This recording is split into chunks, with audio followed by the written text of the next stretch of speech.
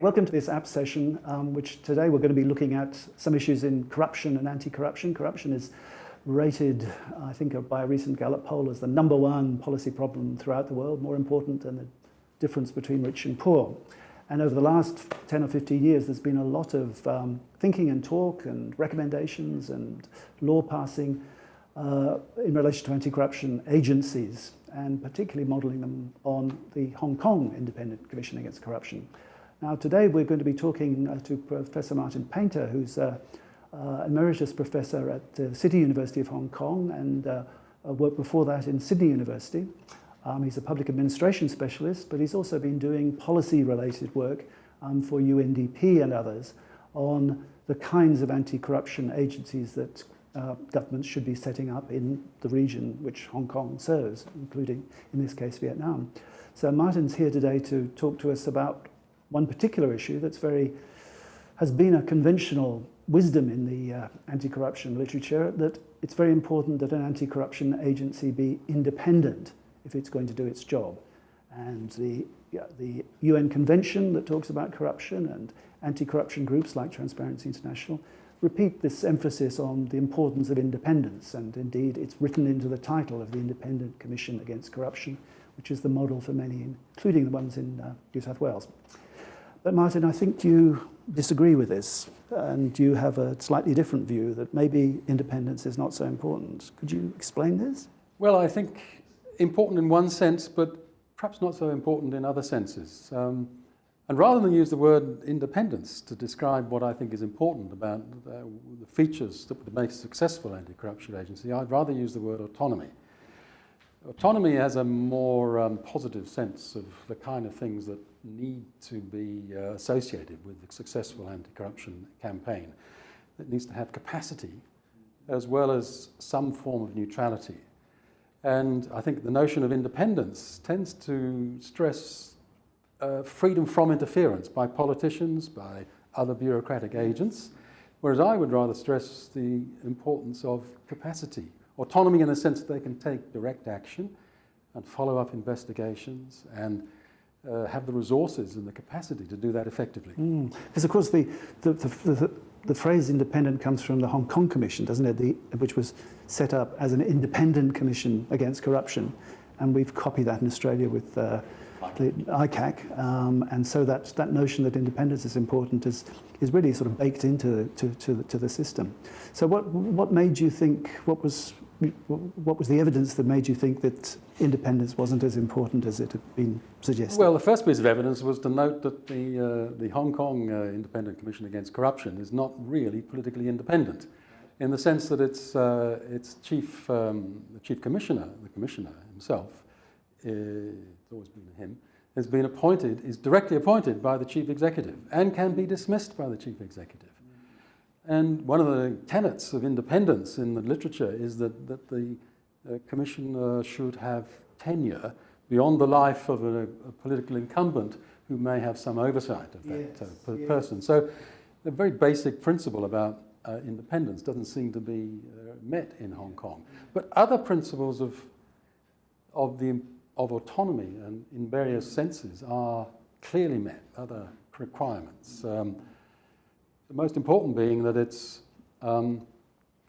that the chief executive has delegated the full capacities of an investigative bureau with the might of law behind it and with full political support, very strong political support, and of course community support. It's a very well-respected agency. So it's a bit like we were talking earlier about the work Alan Doig's done on anti-corruption commissions in Africa, where he talks very much about the need for proper funding and proper staffing and giving support for these agencies, that it's very easy to pass a law very often to set them up, but the agencies he was looking at had sort of nothing behind the front door.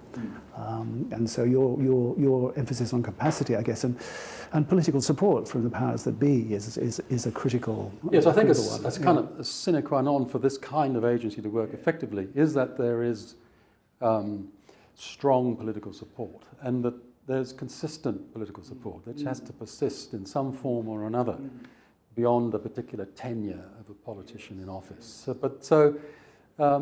If that can be achieved, then where you locate that agency and what sort of institutional form it takes in sense of being independent is a secondary issue, in my view. I mean, for example, the Singapore Anti-Corruption Bureau is located in the Prime Minister's Department. Indeed, indeed. And you were looking particularly at Vietnam, where the Communist Party plays a particular role in the sort of anti-corruption fight. How does that fit with your argument? Yes, if you go to a Vietnamese political leader and say, everybody says you need an independent commission against corruption, and it needs to have independence from political direction, and it needs to have its own statute and its own constitutional status as an independent agency, they'll just switch off. They'll say, well, that's not for us. The reason being, of course, the doctrine of the Communist Party state is that the party leads and directs all aspects of state activity. And the notion that a part of that state can somehow be independent of that political direction is just simply meaningless. It doesn't make sense in the Vietnamese context. Now, so I mean, I was in this situation where I was talking to Vietnamese officials about what can they learn from international experience. Okay, Singapore's been successful, Hong Kong's been successful, but we can't have the kind of independent agency which they seem to have. And that set me thinking about what is it about their success that can be transferred if you look at it through the lens of a Vietnamese political leader trying to take lessons from something that they can actually apply. And the thing that you can take a lesson from in those cases is their autonomy within a bureaucratic system under a political leadership which is very determined to make it work, make an anti-corruption campaign work. So it's specific to the political system, and your argument wouldn't necessarily apply to a multi-party system, perhaps, where the worry is about partisanship, in a sense, that a Labour Commission will investigate the Liberal Party and a Liberal Commission will investigate the Labour Party, you try and set the agency back from that partisan conflict by having judges run it and by having the appointment of a commissioner not in the hands of the Premier or the Chief Executive, but in the hands of Parliament or something. So it's partly an argument for context specificity, isn't it, really, or partly? And so I guess then on your model, that Vietnam really might also be looking at other post-communist regimes for how they've been tackling this, perhaps in Eastern Europe or indeed in China. Well, you know both. Tell us about that. I mean, I haven't done original work on China, but what I picked up from people talking about it and reading about it is that in recent times the leadership has really got serious about corruption. And some people would call China and Vietnam the classic post-socialist kleptocracy. That is, the party elites have grabbed all the goodies and distributed amongst their friends and family, in particular, families. And in that context, you wonder where to start, right? Now, of course, for China and for Vietnam, even though that system has consolidated the power of the party, its economic power and political power, because it has accumulated resources that have led to all sorts of patronage and distribution mechanisms, it has created a big problem, which is that the general public doesn't like it. I mean, they don't like all these corrupt officials wandering around in big cars and and having fancy dinners and so on. They really get angry about this. So it does challenge the party's legitimacy in the long run to have that system just keep running like it is. So the party has begun to get serious about combating corruption. And I think the way they're doing it is through the mechanisms of the party itself, through setting up powerful investigative units within the party's disciplinary mechanisms, and then using the courts and the judiciary as it exists in China to prosecute these cases and to take them before the public in an open way. So it's another route, as it were, where you can't imagine there being a separate judicial agency, quasi-judicial agency outside the party, because it would be totally powerless. It's got to be in the party. So So in Vietnam, I would suggest that this is, as has happened, you put all this action and activity and this power within the party mechanism, and then make use of the judicial process to process these cases. Yeah, because I was thinking when you're making your argument, the part of what I'm more familiar with is the Pacific, and the anti-corruption issues I've been looking at there have been particularly in Fiji, where the regime set up a powerful anti-corruption commission after the coup, particularly for those legitimacy reasons that you've mentioned in relation to Hong Kong under colonial rule and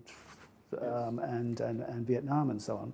And so anti-corruption is particularly important for authoritarian regimes that don't have the legitimacy of democracy. They don't have the legitimacy to say, well, you voted for us, so this is what you get. And the interesting thing about Fiji was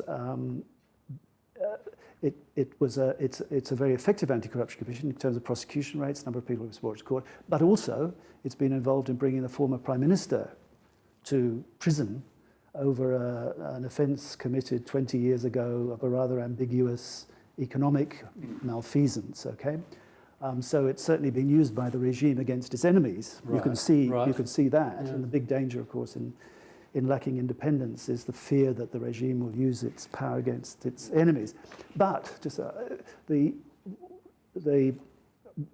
Transparency International's Global Corruption Barometer, which asks people how happy you are with the anti-corruption activities of your government, found, I think, in 2011 that people in Fiji, 88% of people in Fiji were very happy with the anti-corruption activities of their government, compared with the rest, highest in the world, as it were. Yet it was also, in an authoritarian way, getting at its enemies and doing all the things that a liberal democracy would feel uncomfortable with. Well, you see, I in a sense, I don't think that matters. The test of time will be whether members of the current regime may be down the track prosecuted by the very same agency.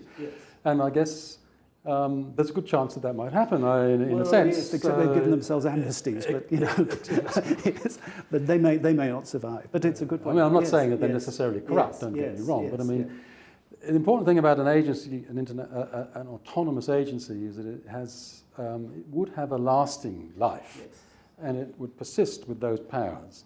In which case, if you have a circulation of members of the political elite in and out of office, then the agency will kind of hold the ring if there's elite corruption to prosecute, go after both sides.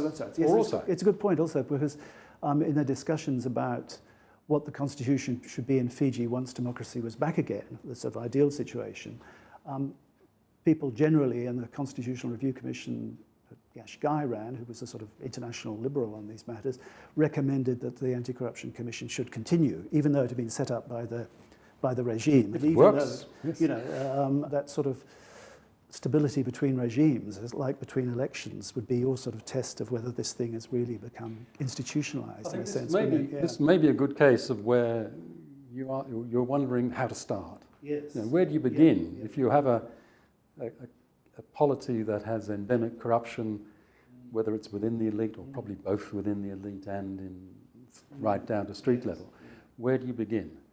And of course, there's a whole multitude of things that may be done.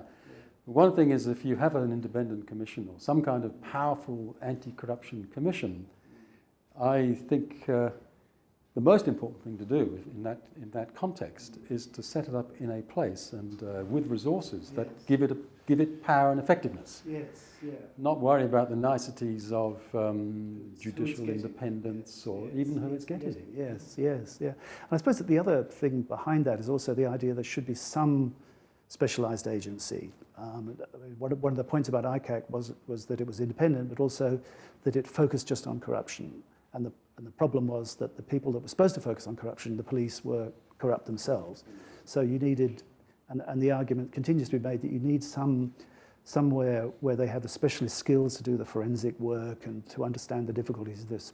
It's a bit like we have commissions dealing with serious crime, we have them dealing with corruption. So your argument is getting that sort of thing going, almost independent of the context, or at least where it fits and pushes it around is less important in some sense than it builds up the skills and expertise and the reputation, I suppose, is the other thing for the legitimacy. Yeah, I mean, with a caveat that it's no point having that capacity in a location where it'll be undermined. Yes. So, for example, you know, in Hong Kong, deliberately taken out of the police department for the very reason that in the police department it would have been undermined. Yes.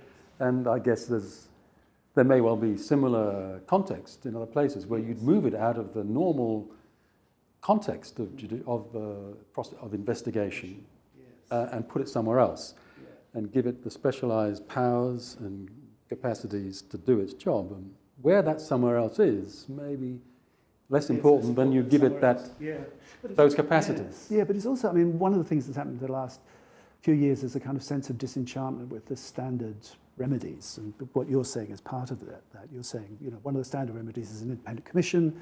I don't think independence is so important, and that's pretty convincing. But I suppose there's the other question about, do we need a specialised body at all? I mean, in New South Wales, for example, like Hong Kong, we had a specialised body because the police couldn't be trusted to police themselves. But the basic question, I mean, if you really wanted to look at the root of all these things, is what is the problem with police? Why do we have to set up something new when enforcement of the law is typically a police thing? And we know generally throughout the world police are corrupt. They're the most bribed. A survey of officials you had to bribe throughout the world found that the police are the official you most have to bribe. You know? So we know they're particularly vulnerable to corruption. But I just wonder if in the rush to set up shiny new agencies, we haven't sort of forgotten about the importance of police reform, and I guess also the importance of police independence, which would be another of your issues. You know, who appoints the police commissioner? Is the police commissioner under pressure from politicians? If you think of New South Wales, you were teaching in Sydney, you know, the period where the Premier dominated the police and they would not have dared take on politicians and so on. So you had to take it out of the hand of the cops. What's your feeling about the police, or how do the police figure in that argument? Yeah. Well, I think once the Anti-Corruption Commission goes after the police, I mean, maybe that sets it started. Maybe that's the trigger for more lasting police reform. But I mean, one of the reasons that agency will need autonomy is that they're going to be in a fight. It's going to be very dirty and very, very bloody. And if the police in particular are one of the agencies that it's fighting against, it'll need all the power and muscle that it can get. Indonesia is another case in point where the police are very much a target of the commission, the Anti-Corruption Commission, and are very hostile towards it and try to undermine it. So I think that again, you know, you need it needs the capacities and the powers to be smarter, if you like, or as smart as the police investigators. Yes, because Hong Kong as well, wasn't it, at the very beginning, the police rioted and the governor had to back down on some of the initial provisions of ICAC. And also New South Wales, the police have proved so difficult to manage that they have their own anti-corruption commission. You know, it was felt even ICAC couldn't cope with the depths of the problems of New South Wales police. So that leads you in the other direction. Another part of your argument was the multi-agency or the single agency one. And I think you mentioned in Vietnam, in fact, there were a number of agencies involved and leading to these problems of coordination and one hand biting the other and so on and so forth. Do you have any views about that? Do you need one thing or is multiple things better, more redundant, more lower risk? It's a public admin question. I think, I know, it's a classic dilemma. But I think in the case of kickstarting an anti-corruption campaign, you're going to rely on you better to rely on one agency whom you really put trust in and resource effectively. But you also need the capacity of the police to investigate them. So you don't take away investigative capacity from the police, because you can be sure that the police will be after those investigators if they get. So, in fact, in Hong Kong, the police have undertaken some successful investigations and prosecutions of ICAC investigators for overstepping their powers and particularly in dealing with witnesses and evidence and so on. So you need capacities in different places. But I think if you're really going after corruption, maybe you divide the cake up and say that your independent commission will deal with the big ones, the big cases, and it'll delegate the smaller corruption investigations to the police force. But it may need, at the same time, to supervise those or to be aware of what's going on, and it may need to have powers that enable it to take a case over if they feel that there's not enough happening, as in the case of Indonesia. Yeah, and also, I mean, in these Westminster systems, like in Australia, we've got this sort of constitutional idea of checks and balances, that it's always that the way you achieve control is by setting up numbers of sources of power and hope that they sort of, rather than ending up in a turf war, they end up in a sort of constructive mutual supervision, which is often rather hard to achieve, and which points also to this question of capacity. It's not just however effective an agency is, it's got to deal with others, like the public prosecutor in the case of anti-corruption agencies, or the big civil service departments who actually have to do the work. So it's got to have enormous capacity to not get in fights with others and to draw on its sort of network power in a sense. But again, I think if the key to that, in most cases where you've seen success, is that they can go to the Prime Minister or the Chief Executive and say, look, knock these people's heads together.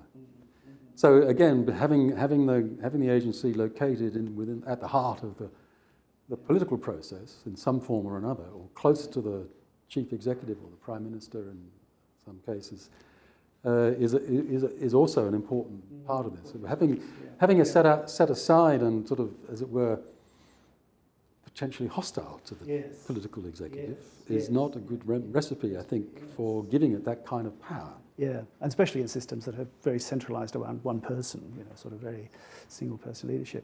So maybe to finish, what do you, other sort of lessons to bring back to Australia from all this? You've been teaching in Sydney and been working in various Southeast Asian countries, and anti-corruption is something we have an interest shared. Does this make you think differently about what we've been doing in Australia, or how would you? Are there lessons for Australia in this? No, nothing dramatic. No, I mean I think different jurisdictions have different models, and that's a good thing. Yes. I mean Queensland is just changing its model. I mean there was an argument about that, but other, West Australia has one model, and New South Wales has another, and the Commonwealth does it in a different way again, and so there's a lot of variety within Australia about how this problem is managed. And again, I think in those cases, it's to do with the context. Yes. Why have they set up such an agency in the first place? Sometimes they're just borrowing and copying for political reasons, but I think mostly because they've adapted to their own circumstances. And I think on the whole, I mean, Australia seems to have done a pretty good fist of this in the past 20 years. Yes. And also, I suppose it comes back to this difficult question about what kind of corruption you're particularly worried about, in a sense. The police one was big in Hong Kong, in New South Wales, and then the sort of government-business relations were big in Western Australia and sound like they're big in Vietnam as well. So my feeling with this is it helps to also think about try and get a bit of clarity about what you think the important corruption issues are. And where they're located, because Hong Kong's interesting because it thinks that corruption takes place in the private sector as well as the public sector, whereas we just think it's a public sector problem, and that might be a lesson to learn. Well, good. Well, I think we might finish there. Thanks very much for a very interesting talk and seminar tomorrow, and I think you're going to talk to Foreign Affairs about some of the implications of this. So it's been great to have an opportunity to talk to you here. Good to talk to you too. Good. Thanks very much. Thanks very much.